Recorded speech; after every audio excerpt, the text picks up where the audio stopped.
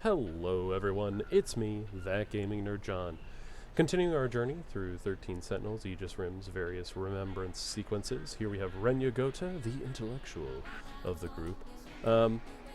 His story is really one of the cool ones when it comes to kind of adding extra details and extra layers to the world of 13 Sentinels. There's so much discussion in his storyline about the pieces of technology, kind of the technobabble of this world. A lot of those terms get kind of thrown around in here and throughout other character storylines, but really expounded upon in his story sequences. And I feel like that was something that is a major part of his story, something that I really enjoyed myself. One of the big parts of his character, though, is how he's so focused on the pursuit of the truth. He's really built on facts and logic, but his theories and his observations that he makes as he begins to interact with characters, making his own personal observations about things, comparing the facts that he discovers and uncovers to what he already assumed was the truth of the situation and how it continues to evolve, was really fascinating. There's a lot of internal monologues that he'll have with himself and just dialogues that he'll have with specific characters, just laying out his thought process and his feelings about certain things. It's really fascinating. He's also one of the characters that's going to have a lot of interaction with those secondary characters that are the non-controllable characters, but still major players in the plotline. So folks like Chihiro Morimura, Tetsuya Ida, Tsukasa Okino, those major characters within the general story of 13 Sentinels, but that the player themselves doesn't really get to control, not interact with nearly as often as the main 13 pilots. But Gouto, on the other hand, definitely has a lot of major interactions with those characters and a lot of developing of those characters. So some very cool stuff there. Looking forward to everyone's thoughts as we have a discussion here at the end. But for now, we'll get into Renya Gouto's prologue chapter here for 13 Sentinels Aegis Rim. Enjoy!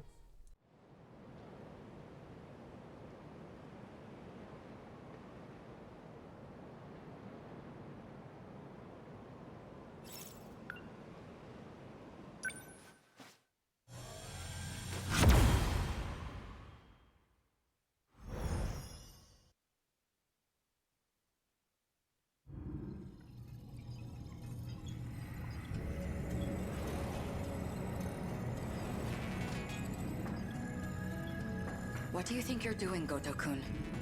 I believe I told you using the gate is prohibited.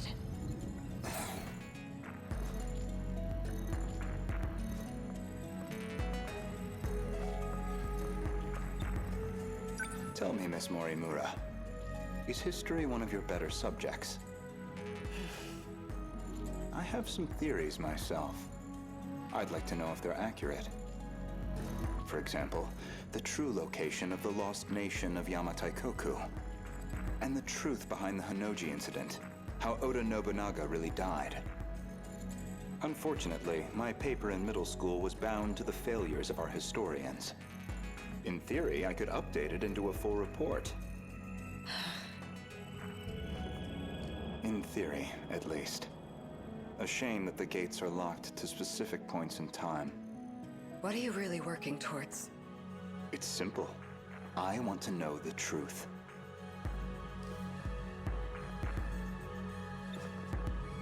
Are you all right? This isn't like you. That implies an understanding of what is like me. Or at least, that you believe you understand me. That's not the point. You need to stop using the gate. I'm going to seal this place off. Sounds like you've got something to hide. I don't know what you're... Wait. Perhaps a personal notebook seems a bit archaic, but it does present certain advantages. Digitized data can be altered, fabricated, falsified. No intelligent person should trust it. But you already know that, don't you? You are acting strange, after all. I hardly think you're in a position to talk. If anyone's changed, it's you.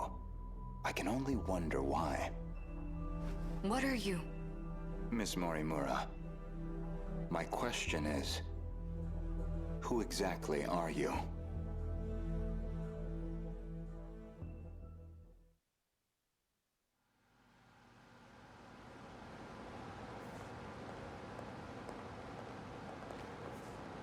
So, did the scout unit have anything for us? Well, the surface is a total loss. The automated factories are all running at full capacity. They're mass-producing kaiju.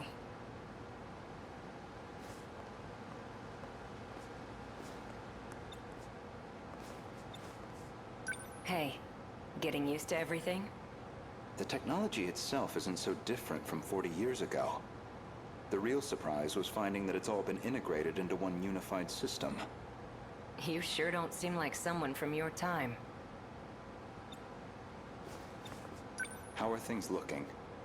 About like we expected. Naturally. All the nuclear plants are stable. Seems like it's the same for other countries, too. Defensive measures. They want to ensure nothing interrupts production. You sure don't seem like someone from your time. So, these factories, are they particularly large? It's more about how they got totally automated. That was back in 2080. They started functioning as part of a network instead of individual units. A worldwide network comprising 1.2 billion factories. All fully integrated and synchronized. Based on a client's request, the computer designs a blueprint. From there on, everything is fully automated. Assembly, production, even cost-effective ordering of parts. The human element was no longer necessary for those processes. So it's a manufactory that can mass-produce anything on a global scale. Goto-kun, are you holding up? These grand revelations don't really faze me anymore. We checked on the plants in Kolkata and Chennai. Since they're the largest plants of this era and all. Their production rate has doubled over the last 3 days. Just like last time. The timing matches up too. Not long now. They'll make their move soon. Morimura-san, regarding my home time, that is, the year 2064, you're certain we'll face a similar attack? We don't have long until they appear in 2064. That much we know. It'll be just like last time. No, not quite. This time, we have the Sentinels. True. Anything on your end? Loosely speaking. We managed a partial data dump from the underground mainframe. Goto-kun? It's an archived news report concerning a certain scandal. More important, though, is its date of recording. When's the data from? The year 2188. In other words, far in the future. Even more so than our current temporal position, 2104. Let's see it.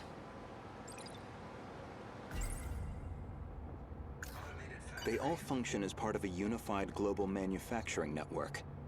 By its protocols, all 1.2 billion factories worldwide remain in automatic, perpetual production. And their sole output are these mechanized kaiju, which we know as the D-Forces.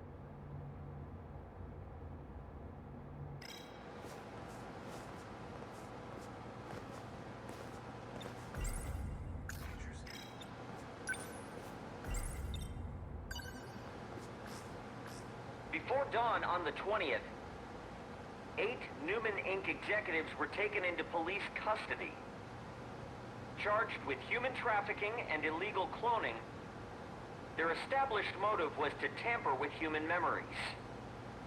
Authorities consider this an organized effort and are pursuing further charges. Mind-hacking crimes have been on the rise in recent years. By exploiting nanomachines such as interlocutors, malefactors can overwrite stored memory information in cerebral synapses. This technique has recently been used to enable other associated offenses. These arrests come after a string of similar cases, including culprits criminally downloading memories onto another body. Evidence suggests these are attempts at a kind of technological reincarnation. And we've already seen more than 460 arrests connected to this practice.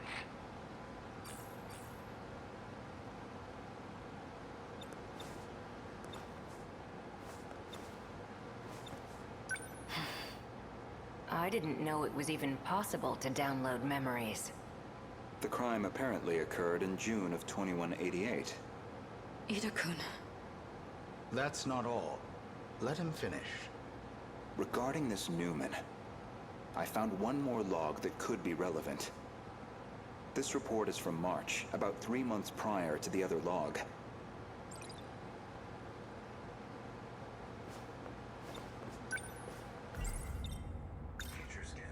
A log concerning the scandal involving Newman Inc. The report is dated 2188. Some of their executives were taken into police custody.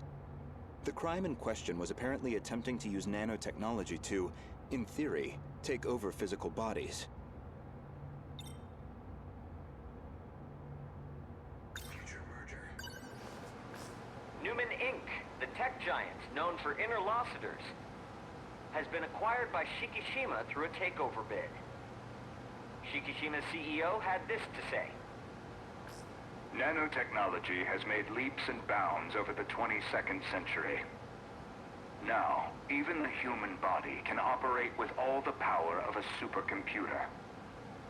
Interlocutors have paved the way for humanity's next step in evolution. For any one of us, all it takes is a thought. And we can have the world itself at our fingertips.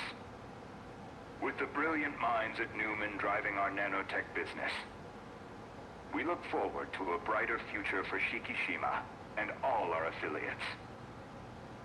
With this acquisition, Shikishima now sits among the top 3 in global market share of interlocutors.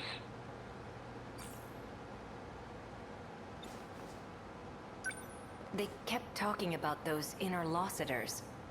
You think that's the nanomachines inside our own bodies? Most likely.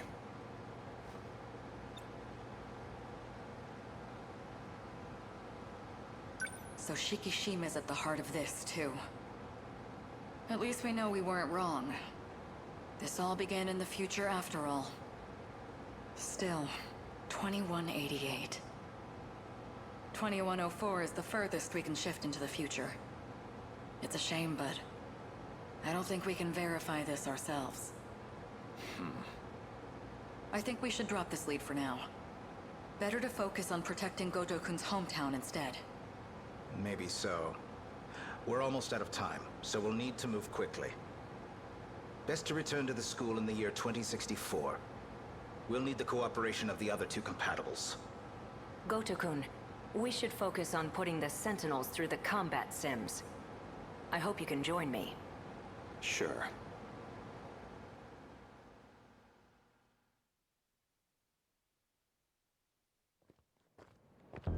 My apologies, Miss Morimura. Making arrangements in 1985 proved somewhat difficult. I'm sorry we've had to remain here the past few days. Not much we can do if it's an emergency. I have to ask. Was it absolutely necessary to dress me up like this? Does it bother you? Considering the age you appear, well, it struck me as the most inconspicuous choice.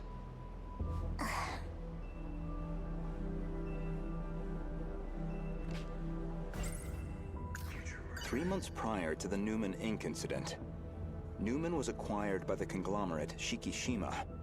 With these interlocutors, apparently some kind of nanomachine information technology, they've become one of the world's top megacorps.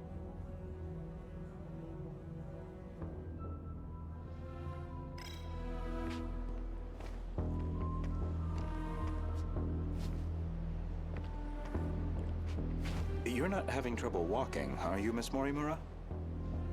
You should probably just call me Chihiro.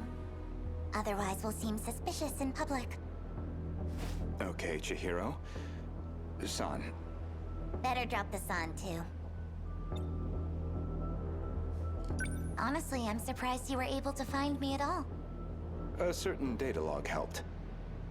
I found records that your mind had been transferred into the young child standing before me. This body is a juvenile clone of me. I ran an experiment to see if I could restore my compatibility. It turned out to be a failure. That's why I sealed my memories. I guess the log from that experiment got preserved.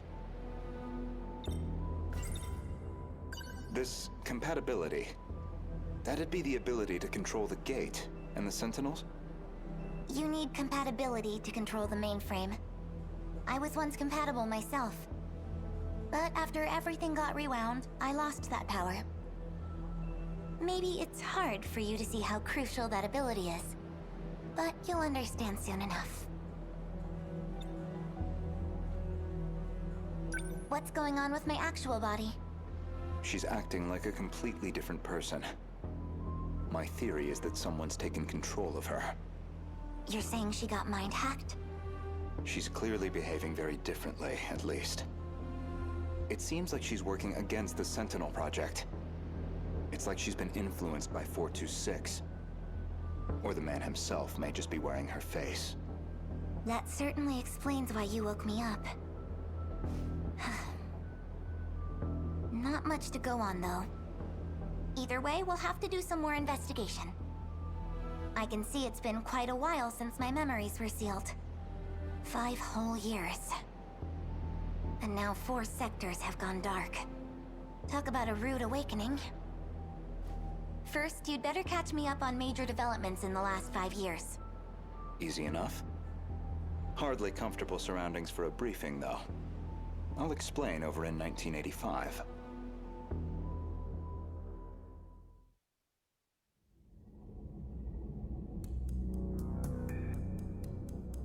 That should do it for preparations. Now, let's see if the biometric authentication works. This refers to the humans who can control the UFO's mainframe. Those compatible have nanomachines implanted in their bodies.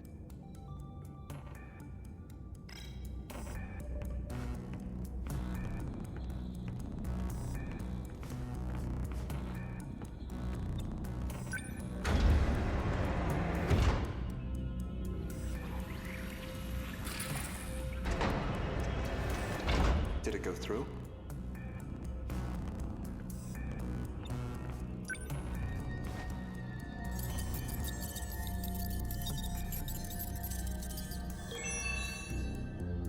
Looks like that got me past the initial barrier, at least. Now, with Miss Murimura's ID, I should be able to get into her logs.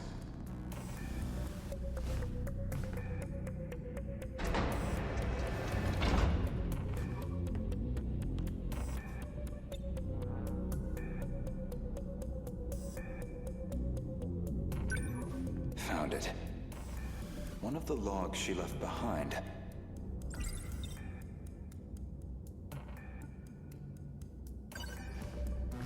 Today's date is March 2nd, 2100. Well, I guess there's no point in putting a date to these logs. I've probably got 4 years left until the invasion begins. I ran an experiment on my clone. I wanted to see if I could make her more compatible. I had more than enough data stored in Sector 0. She would have had all my memories. However, I could not establish compatibility in the clone. No more than I could in myself. Maybe there really is no way we can survive this. Not even Ida-kun knows about this experiment. I've kept this attempt secret from everyone. The memories I implanted in the clone have been sealed. I left her in 1940 under the Miura family's care. She'll be able to grow up as her own person. Someone separate from me. Until they invade, at least. That methodology sounds familiar. Was she basing this project off of those memory overriding crime reports? All in an effort to achieve compatibility? So compatibility isn't just a matter of differences in the nanomachines.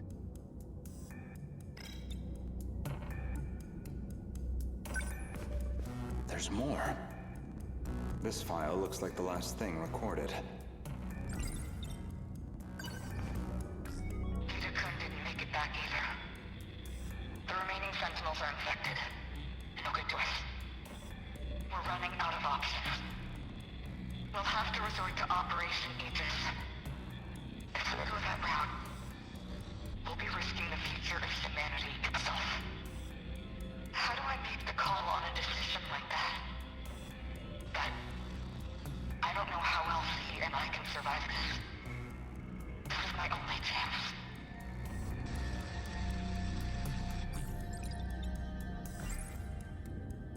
Ever since the battle that ended with the Sentinels infected, Miss Morimura has been pushing this operation as one of its fiercest supporters. The final log that Chihiro Morimura left on the UFO, she speaks at length on Operation Aegis.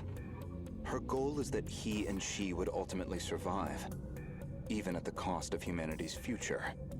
The question is, who is he? Oh, that's puzzling. There's a log registered under my name. As far as I know, I've never recorded anything like this. Renya Gouto speaking. Did you confirm receipt of payment? Then I'm sure you can see to the details.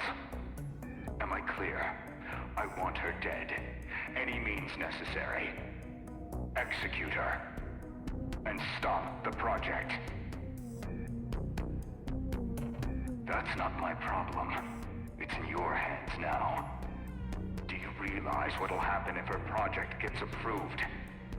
It could ruin everything we've worked for. You know what must be done. Kill Chihiro Morimura. Was that really me? That man was a Shikishima executive from the year 2188. Is that supposed to be my future? Seems like a private communications log. The other person on the line wasn't recorded. But it's clear enough what they're talking about. That was an assassination order on Chihiro Morimura. Which I seem to have called in.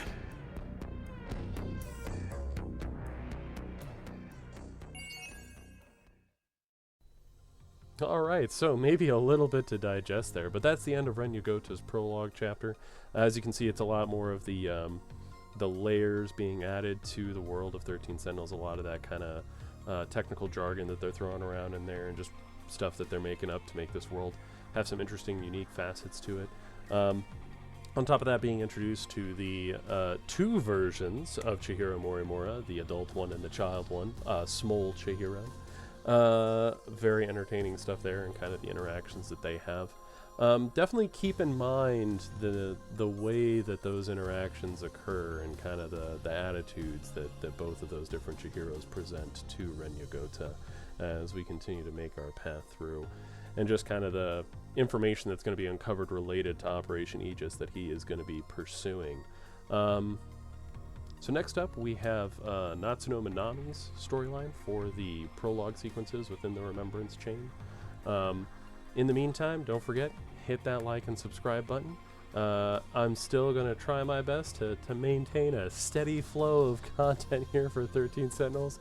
Kind of working on another project as well at the moment, hoping to balance that appropriately. But thank you for your time. And this has been That Gaming Nerd John, and as always, take it easy.